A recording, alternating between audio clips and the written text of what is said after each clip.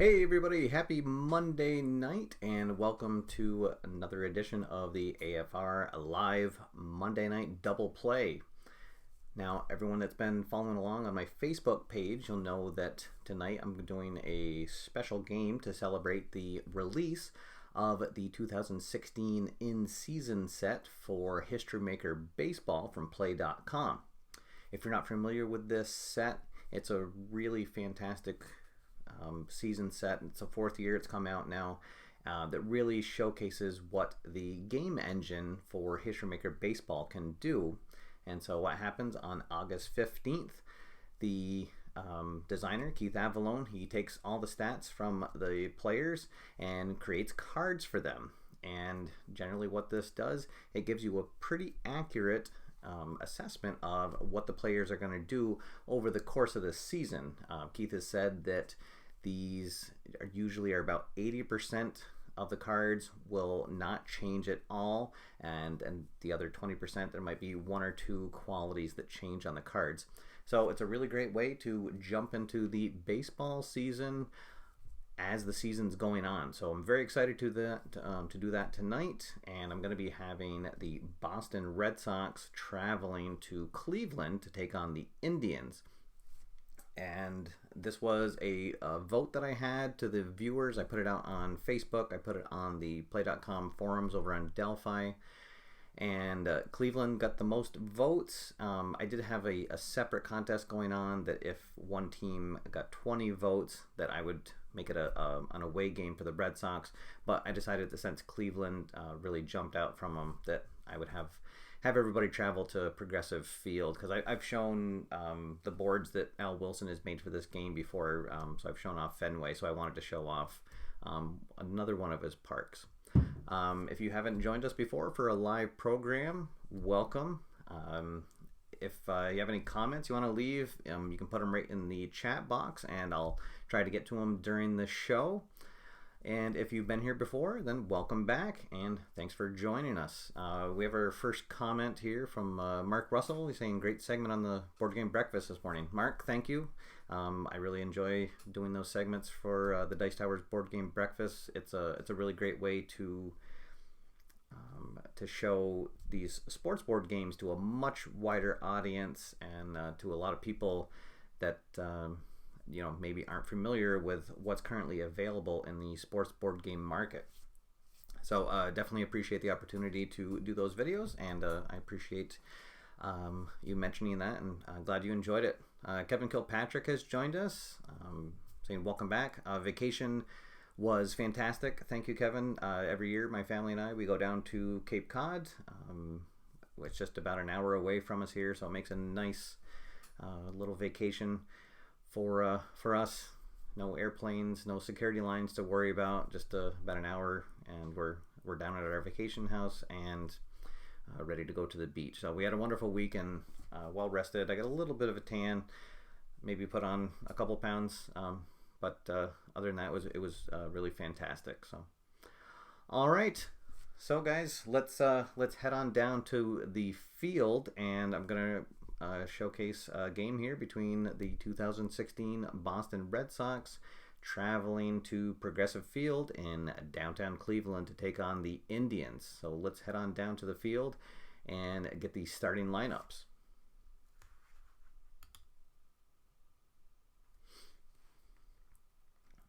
All right, Lisa Haas has joined us saying, let's go Tribe. All right, thanks for joining us, Lisa. Thanks for the comment.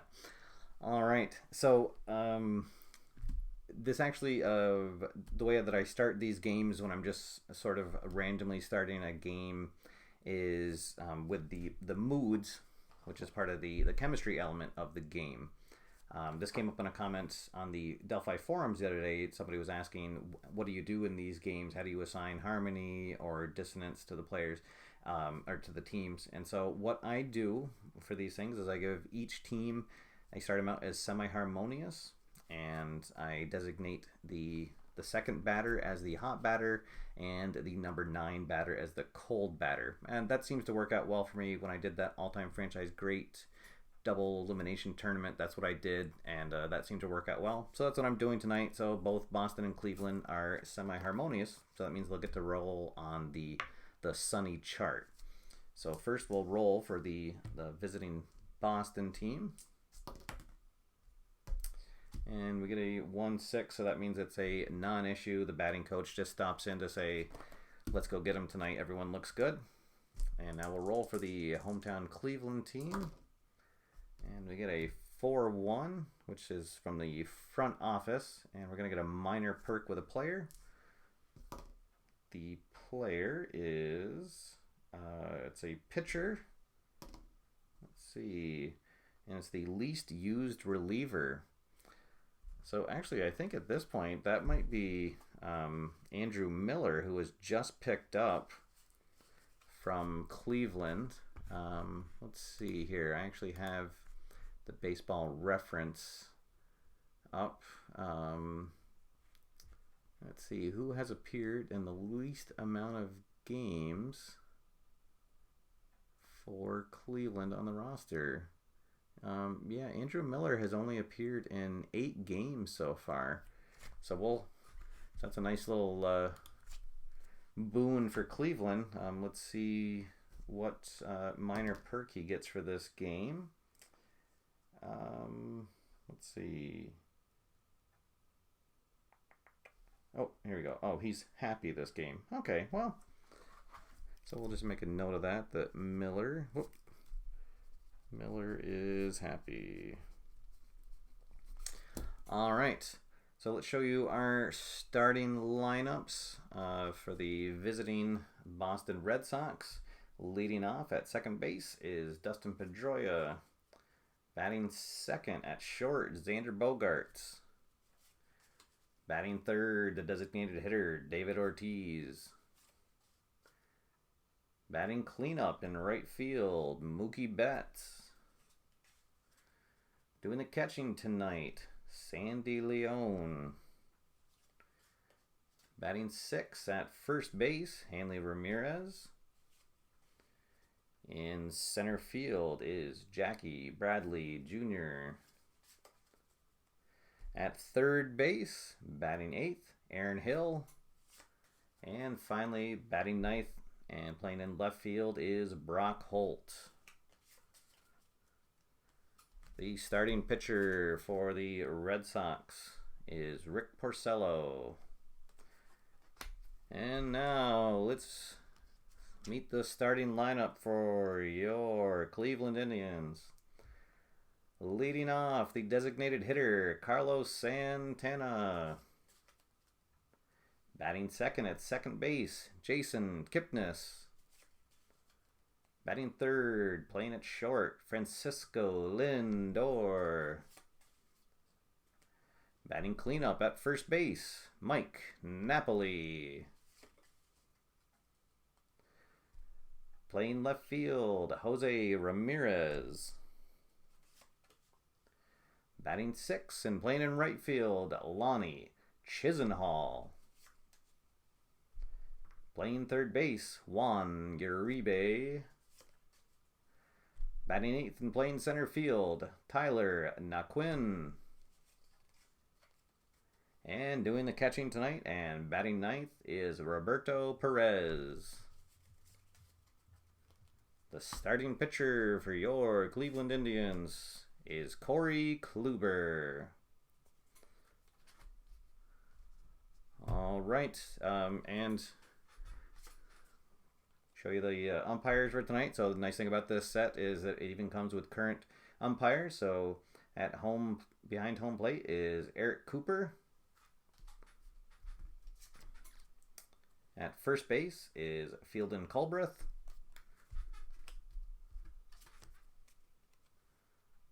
Over at second base is Doug Eddings. And the crew chief at third base is Paul Emmel. All right, so we've got all the introductions out of the way. Let's get down to some baseball. Kluber finishes up his warm-up tosses. Pedroia steps in. And we are underway here in Cleveland.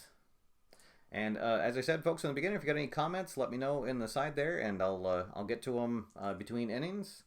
Otherwise, enjoy the show. Here we go. Kluber facing off against Pedroia. Get a 4-4-5 to start. He's not a workman. Pedroia is not patient, so he is going to ground out to first. And that's 3-1 if you're scoring at home. One down, nobody on for Xander Bogaerts.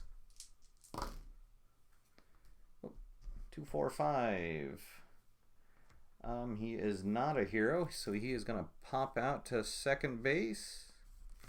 And that result is highlighted in red, so that means we're going to go to the player experience chart for the next one, which is good for Boston. Because we got David Ortiz up to bat against Corey Kluber. He's a semi-icon, so we'll roll the decider die. And we get a 1-6 icon pitcher. He's not an icon pitcher. The dot came up blank. So let's see. So the batter connects on a single to the outfield. So Ortiz hits in between the shift. And we've got our first base runner of the night. All right. Dave from Baseball Demos is here. Says he forgot that the set is out. He bought it mid-season last year. Yeah, this set, it's so fantastic. It's so great. And normally you have to wait until, maybe February to play out a game with the most recent season. So to be able to do it as the season's going on is just fantastic.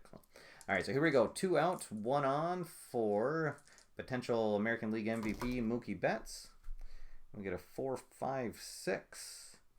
That's asking, is he patient? He is not, so he is going to fly out to center field to end the inning. So one hit, 1 left on, no runs, and after a half an inning, there's no score. And we're going to start out on the chemistry chart for the Indians' first at bat. So the DH, Carlos Santana, steps in. And let's see what happens. Get a 1-4. Does the batting team have dissonance? They do not. So it's going to be a single. And Cleveland has their leadoff man aboard. See if they can get out to an early lead here for their ace. I'll bring up Jason Kipnis. 1 on, nobody out. 2-3-6. Does the pitcher have double control? You bet he does. Good old Porcello. So that is going to be a ground out to the pitcher, which will be a fielder's choice. So he'll reach on a fielder's choice, and we'll score that 1-4 at home. And then the next batter, Francisco Lindor, he's going to ground out to shortstop. So that will also be a fielder's choice, and we'll score that 6-4 at home. All right, so now 2 down and a runner on first for Mike Napoli. Still strange seeing Mike Napoli on another team. But. All right, here we go. 1-3-4. Gold catcher Sandy Leon is not a champion, so we're going to go to the outfield drama chart for the first time tonight. And the Red Sox have a sort of a shaky outfield in left and right tonight. Let's see what happens. Is the center fielder stoic? No, that's JBJ. He is not. So he's going to make the grab into center field. F8 goes Napoli. And so after that leadoff single, they're not able to do anything with it. So 1 hit, 1 left on, and after 1 full, there's no score from Cleveland.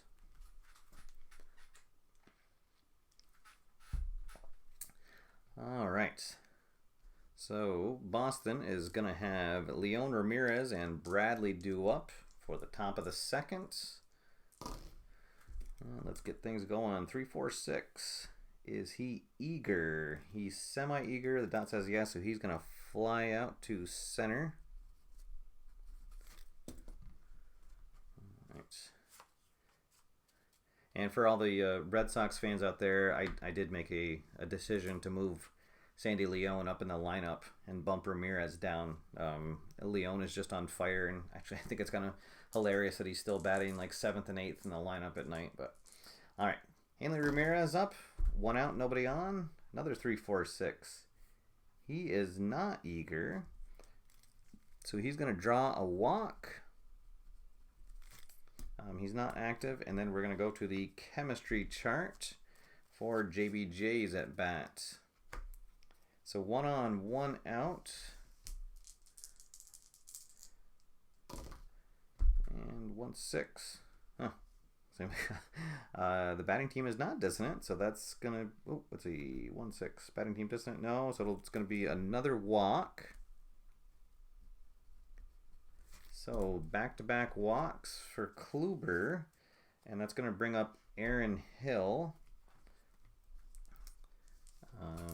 with 2 on and 1 out, and also another lineup change. Normally Shaw would be playing third, especially against a right-hander, but right now the Boston bench, I wanted to have at least one left-hander on the bench to bring into pinch hit. So Hill's pretty good batter and definitely a better fielder than Shaw is. All right, let's see what he can do. And hey, how about that? 1-3-3. Is he a slugger? He's a semi-slugger. The decider dot says yes. So Aaron Hill just slugged a 3-run home run. And that'll be our first runs of the game. Just like that. 3-0 Boston, and a hush falls over the Cleveland crowd as Hill gets high fives from the dugout. Brock Holt will step up. Now 1 out, nobody on. All fours. Is he a scrapper? He is not. So he is going to double into right field. And suddenly Kluber is struggling at the plate. It's now 4 batters in a row, so he'll be a full struggler for this at bat with Pedroia. So we got 1 out still and a runner in scoring position. 1-5-5. Oh, Pedroia is not a home run king, so he is going to fly out to center field for the 2nd out. Everybody in Cleveland breathes a little sigh of relief. So now 2 outs for Bogarts. He popped up to the second baseman his first at bat. 4-5-6. And he is not patient, so he is also going to fly out to Naquin in center for the 3rd out. But the damage is done by Aaron Hill with a 3-run blast to put his team on the board first. And we're going to go to the chemistry chart for Jose Ramirez at bat. And we get a 5-5. The pitching team is not dissonant, so he's going to foul out to the catcher. So Leon tosses the mask, catches the foul out. 1 down now for Chisenhall.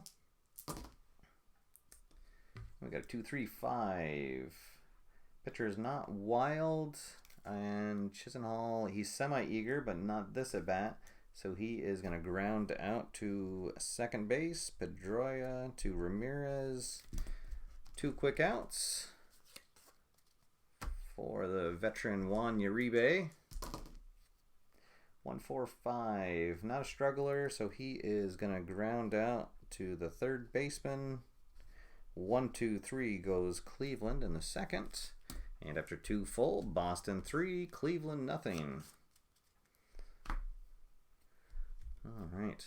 We'll throw out a question here to start the 3rd inning. What team are you guys most looking forward to seeing the cards of this season? So for myself, obviously, other than the Boston team, I was looking forward to seeing what Jose Altuve's card looked like. And then also Ichiro's card, the newest member of the 3,000 Hit Club.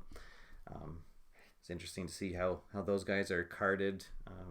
One of them I guessed right. One of them I was a little bit off, but I won't spoil them for you guys that are going to be picking it up. The set's available both as a PDF and as a printed set. The PDF is only $13, and well worth every penny of it for all you baseball fanatics out there. All right, so we'll go to the top of the third.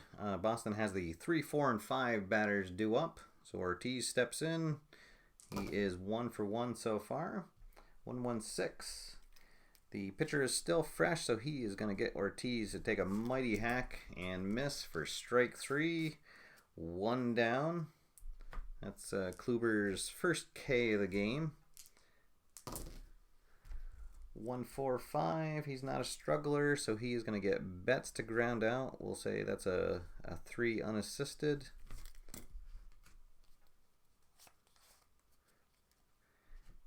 And I'll bring up the catcher, Leon. He flew out to center field his first time up. 1-3-4. Is it a gold catcher? It is a gold catcher for Perez. So he is going to strike out because he does not have a good eye. So we'll give him a backwards K. And so Kluber settles down after that 3-run bomb last inning to set the Red Sox down 1-2-3. All right. So Lisa said she's looking to the Phillies team. Is Franco? Oh, let's see here.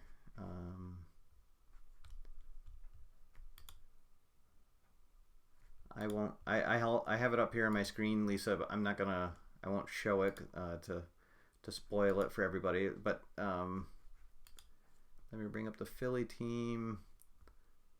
Let's see, Franco.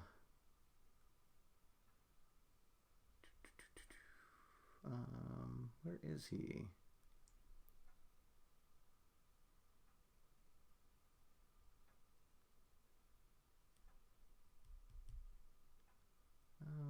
Why am I not seeing Franco?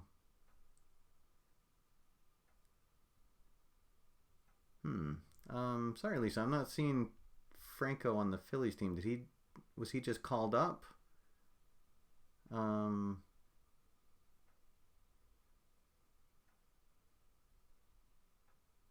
Or was he traded? Let's see. Oh, I'm not seeing him here. Let's see. Then the other comment we have is about Kershaw. Oh, for LA pitching. Sorry, Lisa. I'll keep looking for Franco next inning and see if he's maybe one of the traded players. And I just scrolled past LA.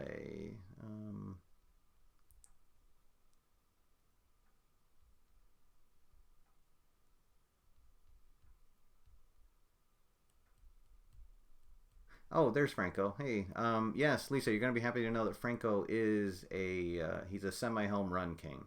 So there you go. He wasn't on the first page of the or he was on the first page of the Phillies. He was like on the bottom row of the New York team. That's why I didn't see him. Sorry about that. All right. And let's take a quick look at Kershaw.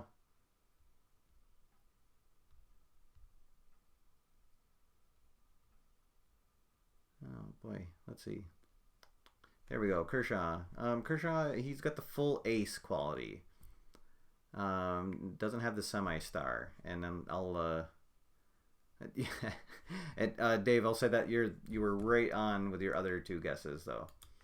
All right, so here we go. We're in the bottom of the third. Cleveland has the 8, 9, and 1 hitters due up. Here we go. 2-2-6. Is he hit by pitch? The decider die says no. He's not the cleanup. So he's going to fly out to left unless he's a whiffer, which he is. So he will strike out. 1 down. Porcello gets his first K of the game. I'll bring up Perez. 3, 4, 5. Iron catcher, no. He does not have a good eye, so that's going to be a strikeout. And then we're going to go to the right now chart. And Santana actually got a hit his last at bat, so he's going to be semi-hot. And the pitcher will also be semi-hot. Let's see, 2-4 hot batter. Yes, he is. He reaches for an outside pitch, connects on a bloop single over the shortstop. So Santana is 2 for 2 so far. So 2 down, 1 on for Kipnis. Grounds into a fielder's choice. His first time up, 1-1-5. Pitcher is still fresh, so he is going to pop up. Also, he pops out to PD at second for the third out. So another scoreless inning for Porcello. And after 3 full, Boston still leads 3-0. All right, so Boston has Ramirez, Bradley, and Hill due up here in the 4th inning. 2-2-4, pitching at home. Yes, he is. So he'll get Ramirez to pop out to short. JBJ steps up. 1-3-3. Oh, and guess what?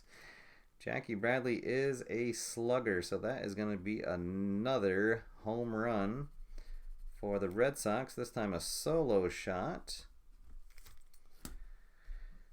So Kluber will shake his head as he gets a new ball from the umpire. And now it is 4-0 Boston. And Aaron Hill steps up. Let's see what he can do. Oh, 155. So he is not a home run king. Sorry, Aaron. So he is going to fly out to deep center field. Gave the crowd a little scare. And that'll be 2 down. And that'll bring in Brock Holt. He doubled his first time up. 1-3-6. The pitcher is not an ace. But Brock Holt is a whiffer for this at-bat, so he is going to strike out to end the inning, but not before Jackie Bradley Jr. tacks on one more run with a solo shot. After 3.5, Boston leads 4-0. All right, Cleveland has their 3-4-5 heart of the order coming up. Let's see if they can get something going. 2-3-6, that's not going to do it. That's another double control roll. So Lindor is going to ground out to the pitcher for the first out. And then Napoli is going to ground out to the shortstop. So 2 quick outs here in the 4th. Ramirez comes up. He fouled out his first time up. 1-3-5. That's going to send us to the umpire charts for the first time. So umpire chart roll with nobody on. 3-5. Is there a lenient umpire at second? No, he's questionable. So let's see. The batter slides into second base and the umpire rules him out. So it will be a single. Then he's going to get thrown out, and we'll say that Mookie threw him out. So 9-6. So 1 hit, nobody left on, no score. And after 4 full, Boston is on top, 4-0. All right. Back to our main chart. Take a sip of water. All right. I'll throw another question out here for the 5th inning. With so many big name players retiring this year or moving on to advisor positions, as the case may be, can anybody remember a season where so many big names are playing out their final season? I'm having a hard time remembering any season where so many players were in their last year. So let me know in the comments if you can think of another year where there were more players that played out their last season. All right, so here we go. Boston is going to have the top of their lineup coming up here. Triple fours. Pedroia is not a scrapper, So he is going to double into right field. So leadoff double for the laser show. That'll bring up Bogarts. He is 0 for 2 so far. He's popped out and flown out to center field. 1-4-4. Kluber does have the flash quality, and there's not a questionable or lenient umpire at home. He's strict. So that is going to be a called strike 3 for 1 down. That was a big out, and that'll bring up Ortiz. Ortiz is 1 for 2 with a single and a strike. Let's see, 1-2-4. The pitcher does have control, so he's going to ground out to shortstop, which means that Pedroia will hold at second base. So 2 down for Mookie Betts. He is also looking for his first hit of the game. 2-3-3. That is not going to do it. He is also going to ground out to short. So leadoff double gets pitched around to hold the score at 4-0. And Porcello still throwing a shutout here into the bottom of the 5th. And the bottom of the order due up for Cleveland. 1-4-6. He is a flash, so it's going to be a strikeout to start the inning. Uribe comes in. He ground out his first time up. And there's another 2-3-6. Wow, I don't think I've ever had a game where I've rolled the double control more than... Actually, I don't know if I've had a game where I've rolled it more than once, but definitely not 3 times. So that's going to be another ground out to the pitcher for Uribe. And then Tyler Naquin is going to ground out to shortstop. And Porcello definitely has it going tonight with 5 shutout innings. And we'll head into the top of the 6th. All right, let's see. We have a comment here from Everett Hathaway. Everett, thanks for joining us. He's saying when he was younger, he didn't pay attention to who was retiring. So he's saying that now that I'm older, I notice players that are retiring that he remembers their rookie year. So yeah, definitely, I'm starting to reach that stage of my life where I root for all the old players to stay in, because as long as there's at least one player who's older than I am playing, then I don't know. Still feel good when I wake up in the morning, so that's going to be kind of weird when there's no players that are younger than me. So, let's see. Oh, and then Dave from Baseball Demo says, you're old when you remember seeing a player in his rookie year and then see his son retire. He's talking about the Griffeys, senior and junior. Griffey Jr. just into the Hall of Fame. That it was definitely Griffey Jr. I always remember because I just got into collecting baseball cards his rookie year in '89, and so everyone was trying to get the Ken Griffey Upper Deck rookie card that year. That was the hot card to have for a while. All right, here we go. Top of the 6th. Boston has Leon Ramirez and Bradley due up. Kluber is still on the mound here. He's given up 4 runs thanks to 2 homers. Other than that, he's pitched pretty well. And just as I say that, of course, it's another slugger result. And Sandy Leon is going to take him deep. And I think that might do it for Corey Kluber. That's his 5th run giving up. And let's see. I think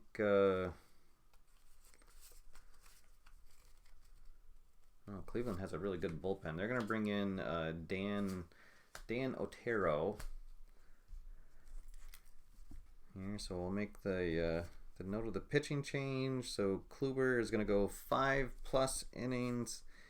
He gave up 1, 2, 3, 4, 5, 6 hits, 5 runs, all earned.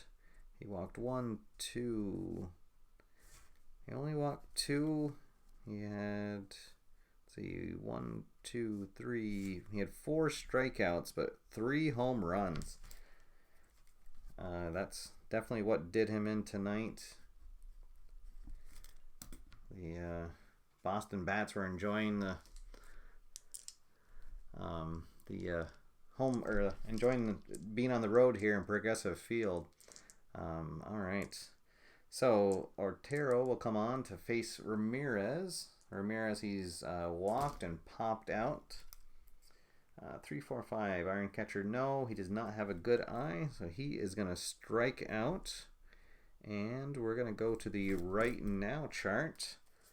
That'll bring up Jackie Bradley Jr. So he homered his last time. He's going to be hot because now we're in the 6th inning, so no more semi.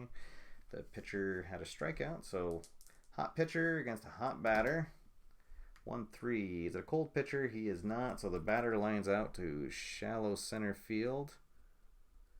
So L8. So 2 down for Aaron Hill, who has the big home run of the game so far. That 3-run shot in the 2nd inning. And 3, 4, 5. And he is also going to strike out. And we'll start the bottom of the 6th on the right now chart. So at the end of 6, Boston adds 1 more run, and it is now a 5-0 game. Let's see. Let's catch up on the comments. So Everett's asking, is there a pitcher fatigue mechanic or rule in History Maker Baseball? Here, I'll go out to my overhead shot. So Everett, great question. Yes, there is. So for modern era pitchers, everybody has a fresh rating automatically, so they are fully fresh for the first 3 innings. Then they are semi-fresh for the next 3 innings, and then they have no freshness if they continue pitching, unless they have a shutout going. Then they maintain that semi-fresh status through the 7th and 8th inning. And simply what that freshness means, it's just another quality. There are actually some parts on the game booklet that will ask if the pitcher is fresh, and if they are, then they get that result, and if not, then you go to the next result. Now a pitcher will also lose their freshness if they give up their 5th run. Then they am I saying that right? Yeah, I think that's right. If they give up their 5th run, if they give up their 5th run, they become a semi-struggler. And then if they give up a 6th run, then they lose their freshness and they become a full struggler. For relief pitchers, very simply, they are fresh the first inning that they come in, even if that's just for 1 batter. And then the 2nd inning that they are pitching, they are semi-fresh. And then after that, they do not have any freshness. It seems to work out pretty well. There's actually some different rules if you're using pitchers from the 50s and 60s, or the 1910s, 1920s, where it seems like every pitcher was throwing complete games all the time. So they'll have that fresh rating for longer than that. But that's the base rule on pitcher fatigue. Really easy to keep track of. You're not counting batters. You're not counting hits. Just what inning you're in, unless of course they give up that 6th run, and then they lose their freshness. So thanks for the question. If you guys have any other questions about it, certainly let me know here in the comments. All right, so we'll go into the bottom of the 6th. Cleveland looking to get something going. They're going to have the 9, 1, and 2 batters due up this inning. So we'll start out with the catcher, Perez. 1, 3, 4. Gold catcher, no. He is not a champion. So we're going to go to the outfield drama chart. 1, 4. Is the right fielder gold? Yes, that's the only outfielder that is gold. That's Betts. He's semi-gold. The dot says that he is. So he's going to make an incredible catch of a looping liner for a fly out. So F9. And then we're going to go to the chemistry chart for Carlos Santana. He's 2 for 2 with 2 singles. Let's see, 1-3. The pitching team, they do not have harmony because the dot came up empty. So that's going to be another single for Santana. 3 for 3 out of the leadoff spot. And we're also going to go to the right now for Kipnis. And Kipnis was the designated hot batter for Cleveland. So he's going to be hot and the pitcher will be cold for this at bat. So 3-5. Is it a hot batter? Yes, he is. He was going to foul off pitches until he finds one he likes, and a single into right field. And that's a 3. So let's see. Santana is actually a semi-stoic runner. So we'll roll the decider dot to see if he is stoic. And he's not. So he's going to advance all the way to third. And we're going to have runners at the corners with 1 down for Francisco Lindor. So Porcello and his first real challenge here of the night.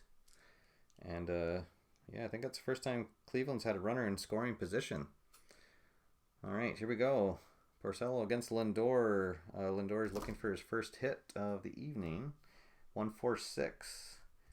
Is he a flash? Yes, he has. Lindor is not doesn't have the good eye, so that's going to be a huge strikeout for the second out of the inning.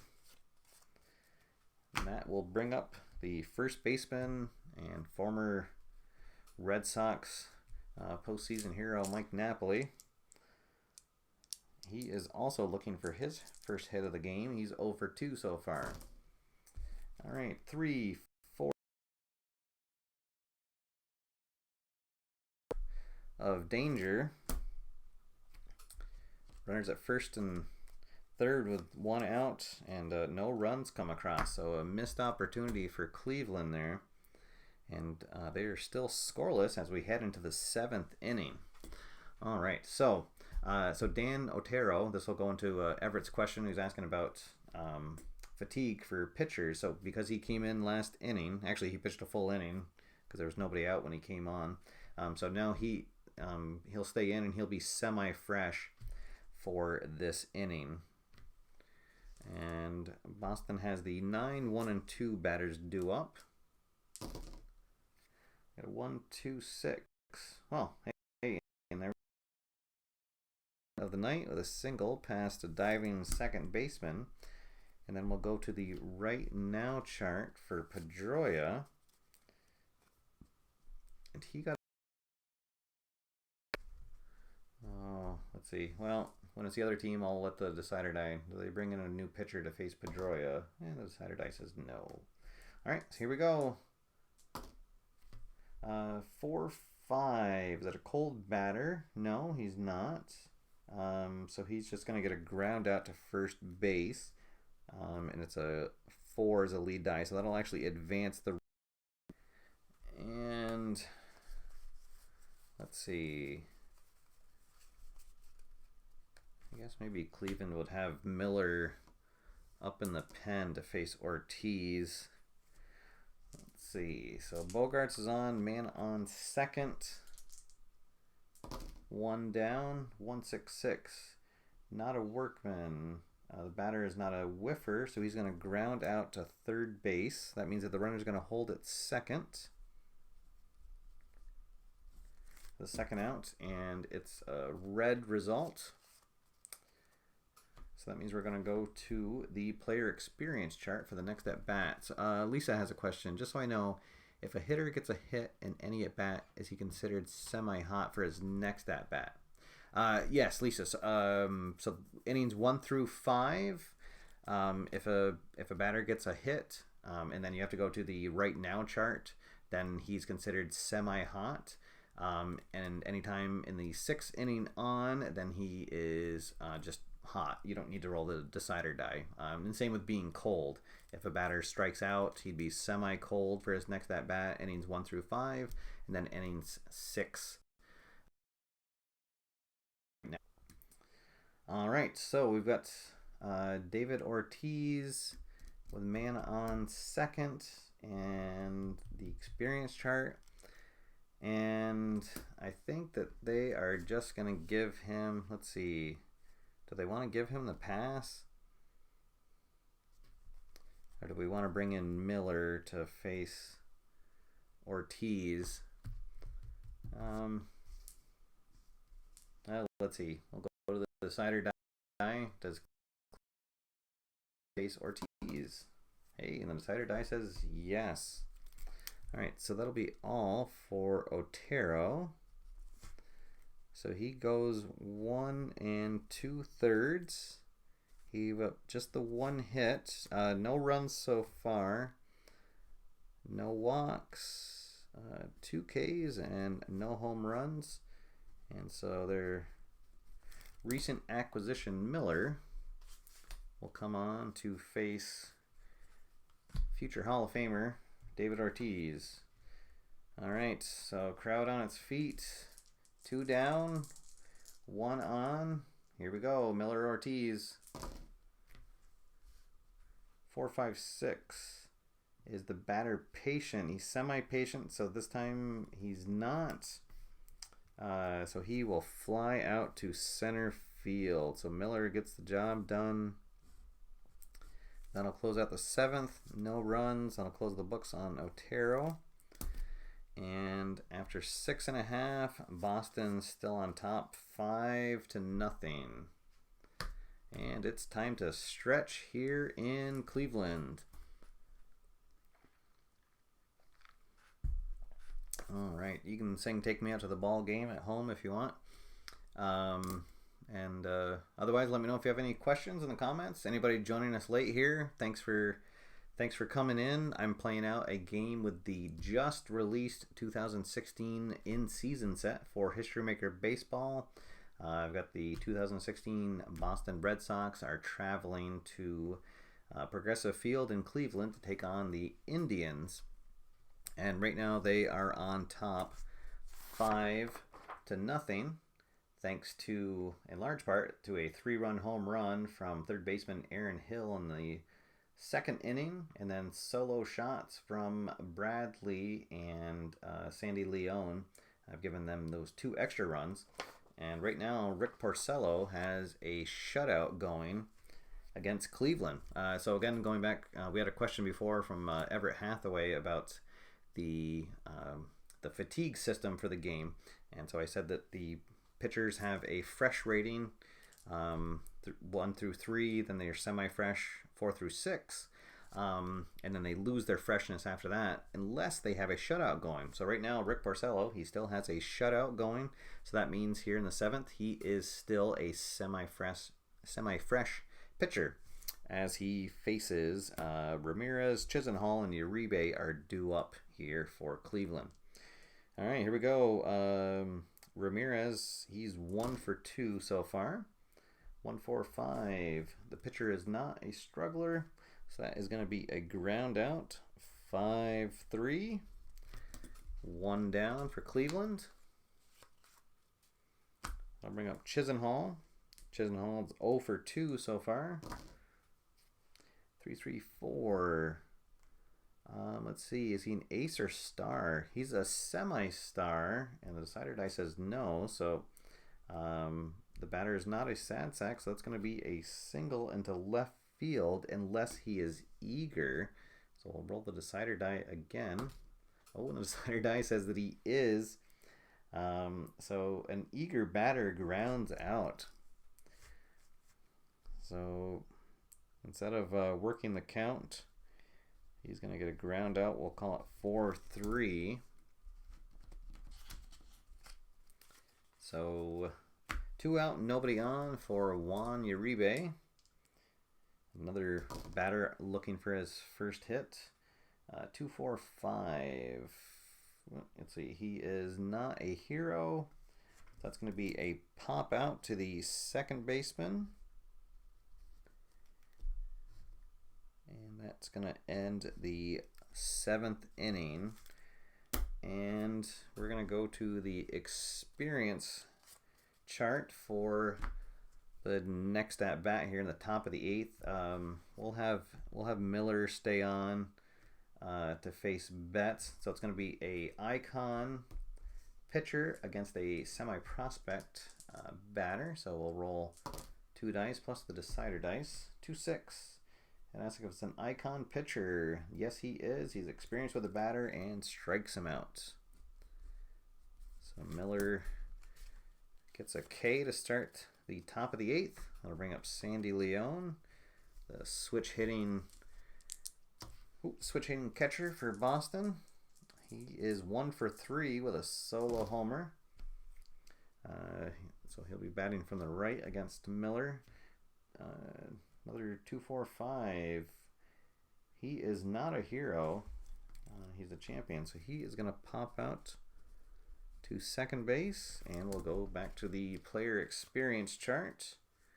So this time we're going to have an icon against an icon. Miller against Ramirez. 3-3. Prospect batter, no. So he's going to connect, and we're going to go to the fence chart. I'll move up the fence chart here for this. So Ramirez is a slugger. So just a double. Rolled a 1, so he's going to double off the fence for his first hit of the night. And Miller's going to stay in to face the left-handed Bradley. But Cleveland will have action going on in their bullpen. Let's see, they'll have, I guess, let's see, we'll get Brian Shaw up in the pen. All right, so 2 down, man on second, Jackie Bradley. He's 1 for 2 with a walk and a solo home run. And hey, another 2-4-5. I just got to shake these dice some more. So that is he is not a hero because the dot is blank. So he will also pop up to the second baseman. So Miller does his job. Good bullpen work for Cleveland. And after 7.5, it's still 5-0 Boston. And we're going to go to the player experience chart to lead off the bottom of the 8th. All right, so it's going to be an icon against a prospect. Unless we bring in a pinch hitter. Let's see, but Tyler is he's a pretty good batter, so I don't think that they would bring a pinch hitter in this case. Plus, he's a lefty on righty, so all right, so we'll roll with it and see what happens. 4-5. Is it a prospect batter? Yes, he is. So he's fooled by the pitch. He's going to strike out. And then we're going to go to the right now for the next at bat, which would be Perez, and he's the designated cold. So I think they will go to the bench, and they're going to have Almonte pinch hit for the catcher. So I'll make a note here that Almonte is pinch hitting in the 8th inning, and he is a switch hitter. Let's see.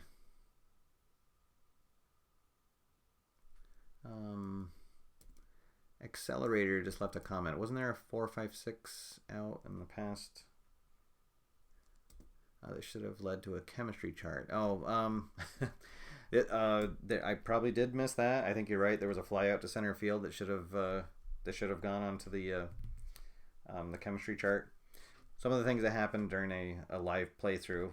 Good catch though. I'm sure that did happen. Now that you mentioned, I think that there was a 4-5-6 result, and I didn't go to the chemistry chart. But yes, normally you would. Any result that's outlined in purple.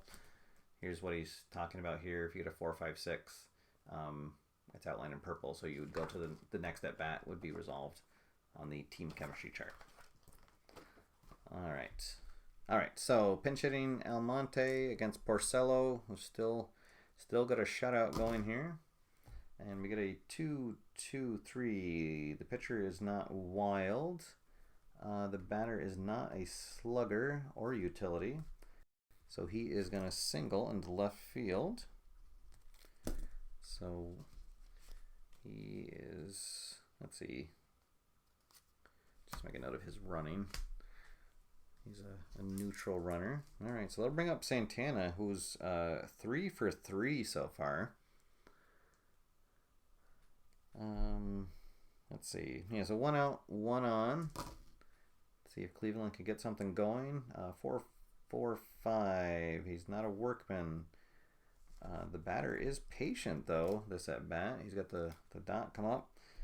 So he's going to draw a walk. And now suddenly, Cleveland's got something going here.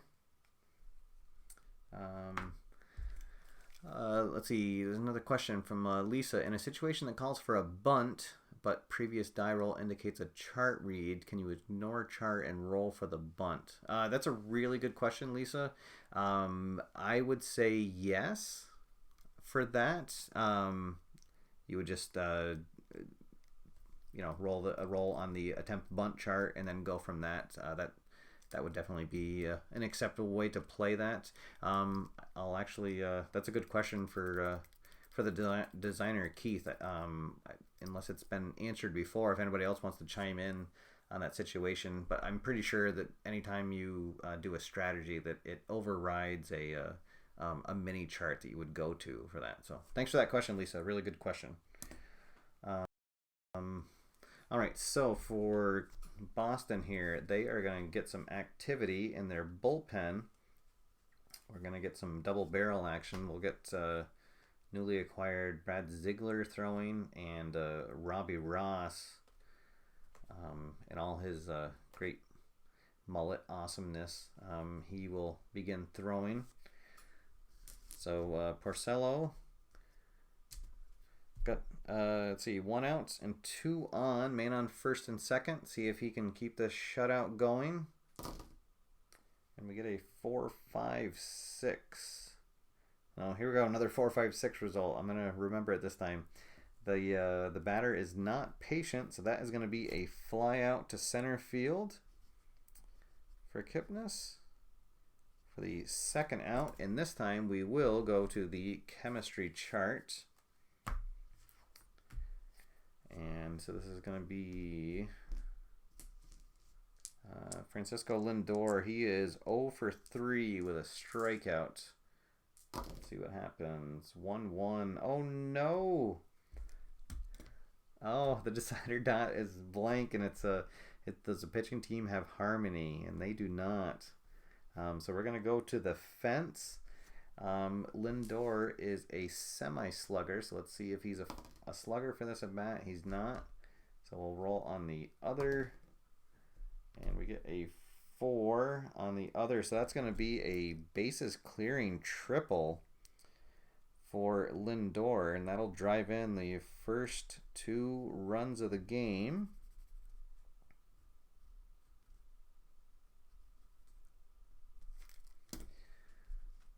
And Mike Napoli is due up. There's 2 down. So now that Porcello has given up runs, multiple runs, but even if he just given up 1, he loses that semi-fresh rating. So we had our pitchers warming up, so we'll bring in Ziegler to face Napoli. So we'll make a note of the pitching change. Porcello goes 7 2/3. He gave up 1, 2, 3, 4, 5, 6. He gave up 7 hits. So far 2 runs. He's still responsible for the runner on third, so we'll hold off on that. Did he walk anybody? Oh yeah, he just walked. So that was his only walk of the game, and of course he scored. Murphy's Law. 1, 2, 3, 4, 5 strikeouts and no homers. So another good outing for Porcello, and he'll give way here with 2 outs in the 9th to Brad Ziegler.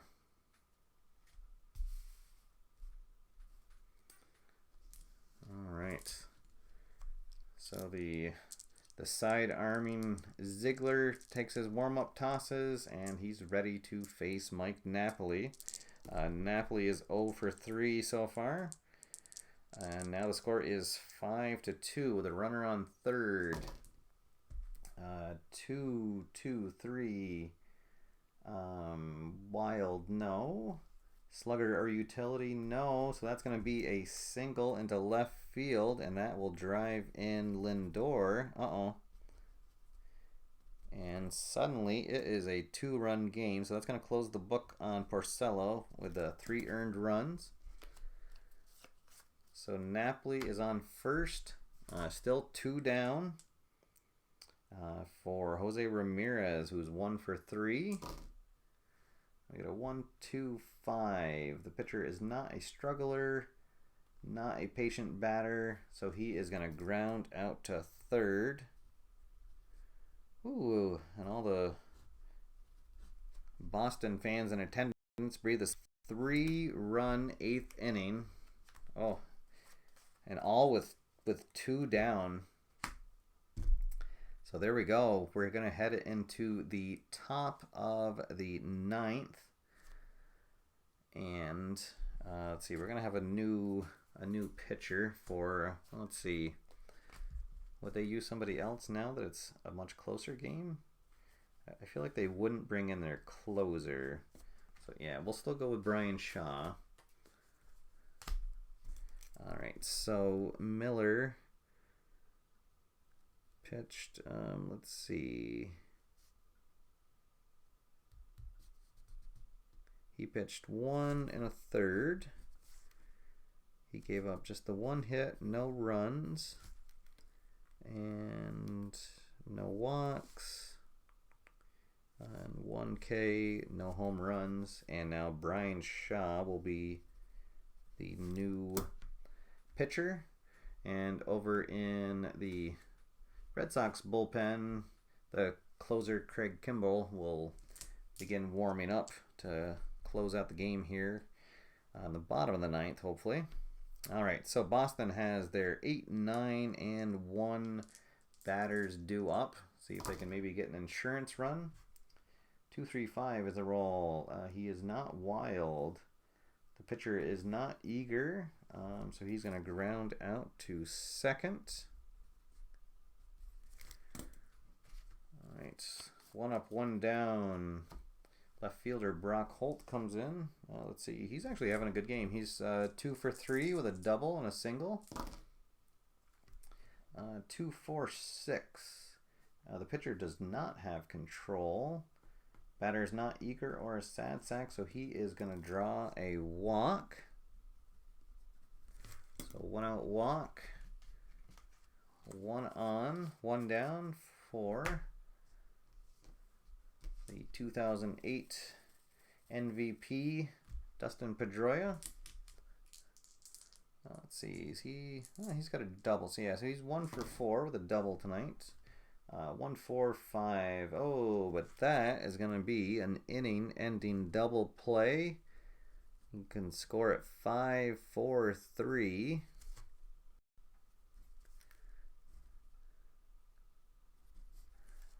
And your scorecards at home. So Kimbrell will come on with a 5-3 lead to try to close out this game.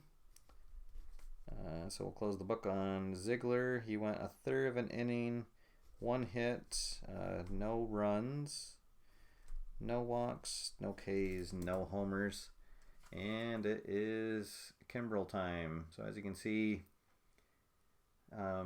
he is a semi-star. Whoa, there we go. With the double flash, but no control, which isn't a surprise for anybody who's sat and sweated out some Kimbrell saves this year. He usually makes it quite an adventure, but All right, here we go. So Cleveland has Chisenhall, Uribe, and Naquin due up. On their bench, they have Chris Jimenez. Oh, no, sorry. They don't have Chris Jimenez because he came in. Sorry, I forgot to make a note of that. After Almonte pinch hit, Chris Jimenez would come in to do the catching duties that last inning.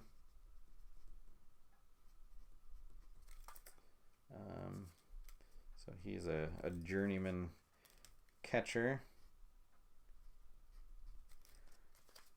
All right, so Cleveland on their bench will have they have Rajah Davis, switch hitting Michael Martinez, and Brandon Geyer. So a little bit of power with Davis and Geyer, and then they do have the one switch hitting batter in Martinez, but Chisenhall is a lefty, so we're gonna let him come up to bat. Let's see, we've got one question before we start. Let's see. Torsha Peterson, hopefully I'm saying that right. How does this game compare to Stratomatic baseball? So the biggest difference between this and Stratomatic that you'll notice is there are no numbers on the player cards. They just have qualities. So it's not you're not going to get exact results if you play through a season. It's more you're going to get a range, a realistic range. You won't get any outlandish results. Somebody that only hit 5 home runs isn't going to suddenly hit 50. But that's probably the biggest thing that's going to jump out at somebody. And then also, it's not a 50-50 game, and that just about every at-bat, you're first going to consult the pitcher card to see what happens. Whereas in Stratomatic, it's a 50-50 flip of the coin, where it might be reading from the pitcher's card, or you might be reading from the batter's card. And there's some other good comments that are coming up here in the chat window. But yeah, definitely a very much different feel to it. History Maker Baseball has a lot of the intangibles, I'll say, of baseball, with the team chemistry, hot and cold batters, the experience level of the batters, the clubhouse mood chart, where suddenly a player might gain a quality and be a more powerful hitter for a few games, or maybe just for today. So a lot of the things like that that you won't find in Stratomatic are definitely one of the biggest things that are going to jump out at you if you're an old school Stratomatic player just coming into History Maker Baseball for the first time. Oh, all right, thank you for the question. All right, so here we go. Craig Kimbrell leans in, gets the sign from Leon, and we're underway here in the bottom of the ninth. 3-5-5. Not a struggler. Batter is not a champion. So he's going to ground out to second. Pedroia tosses on to Ramirez. One down. That'll bring up Uribe, and we're going to have another pinch hitter here. We'll bring in the switch hitting Martinez. So he'll bat lefty facing Kimbrell.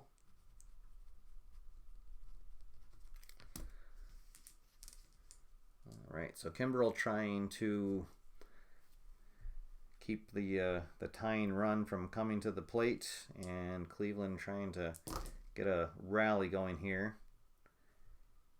And oh, how about that? All right, so Kimbrell, I rolled triple ones. He's not an ace. He's a semi-star.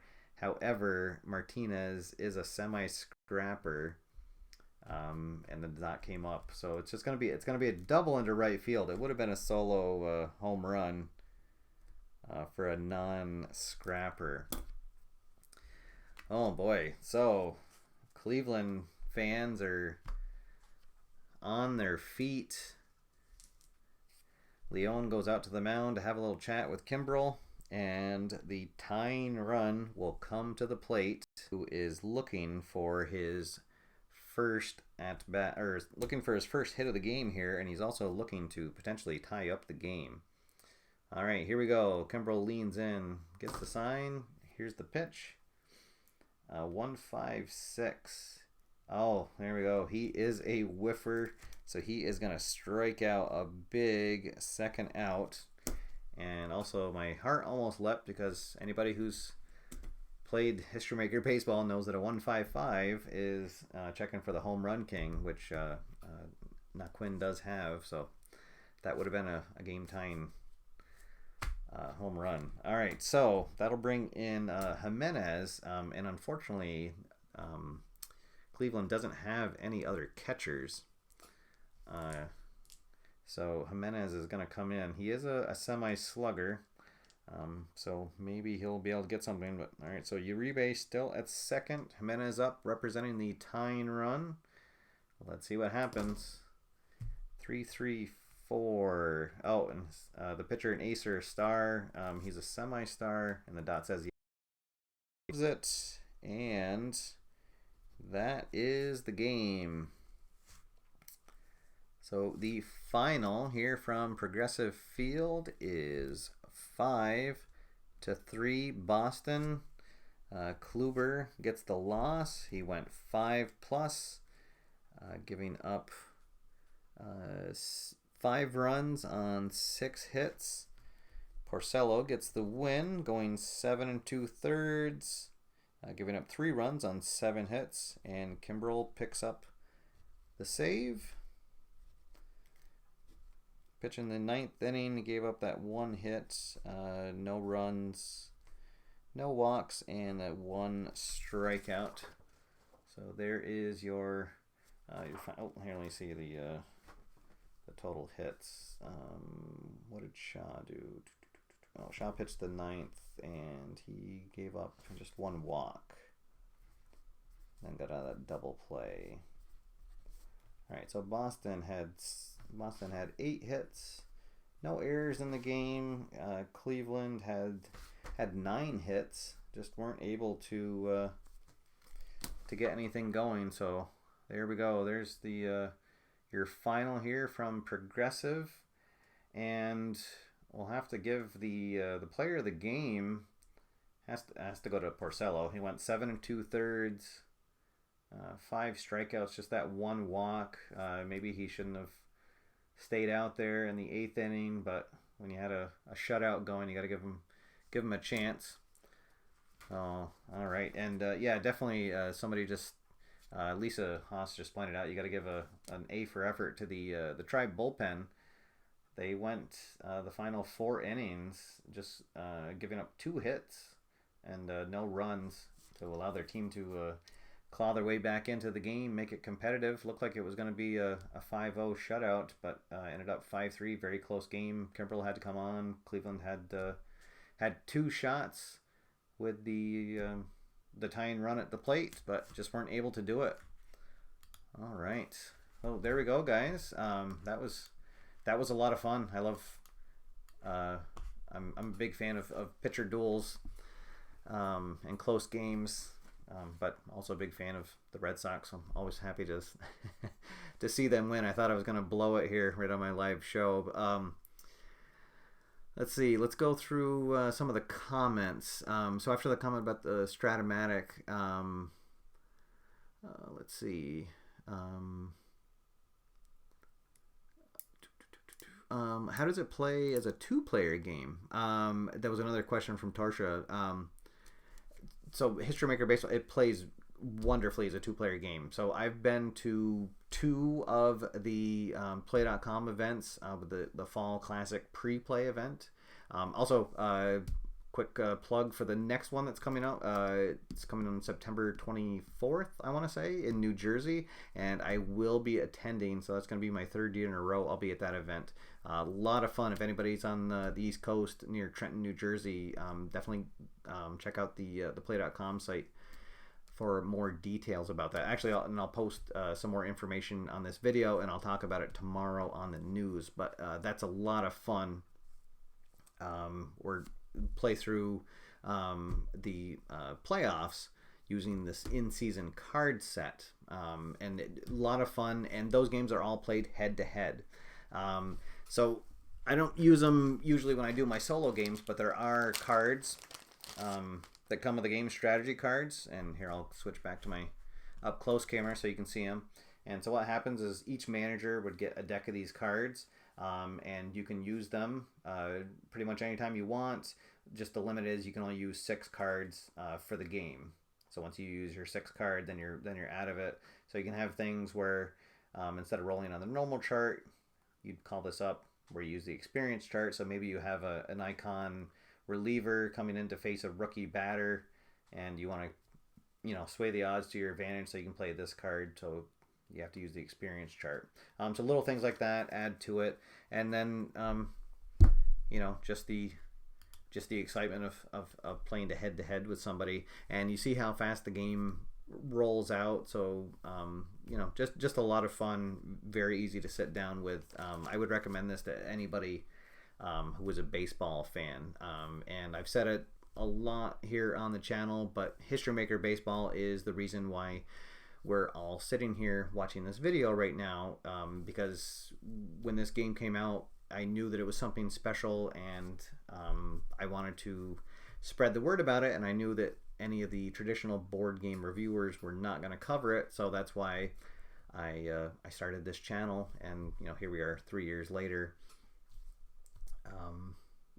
playing out a game with it. So there you go. That's anytime somebody asks me about History Maker Baseball, I'm very passionate about it.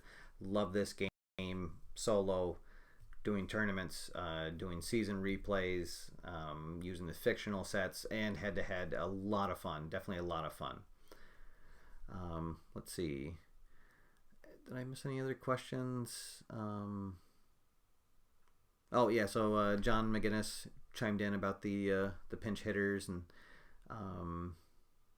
then bringing in the pitching changes and the pinch hitters and everything like that. So all right, well guys, that was a lot of fun. Thank you for a lively conversation. Thanks for tuning in.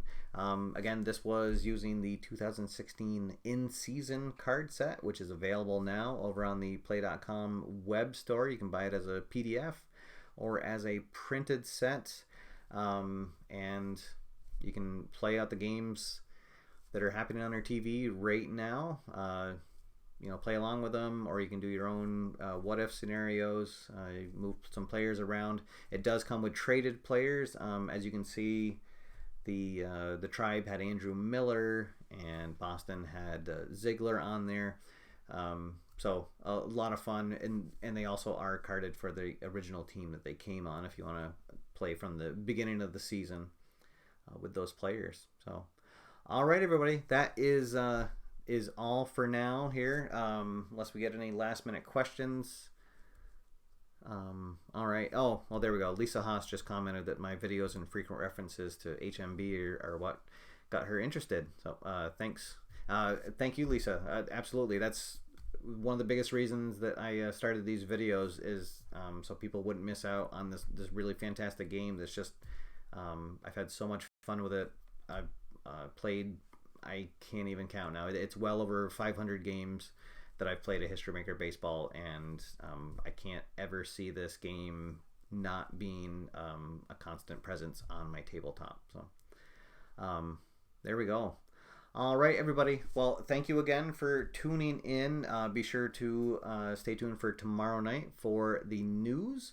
And then I'll be back next week with another live show. Maybe I'll have to do another game here with the in-season card set. That was a lot of fun. Thank you to everybody who voted on the on what team was going to come up here. Maybe next week I'll do a couple of different teams. I'll use a couple teams from the National League, so I can get like the Cubs and the Nationals out, maybe, see how that goes. But until then, thank you for watching. My name is Steve, and get out there, have fun, play games. I'll see you after further review. Have a good night, everybody.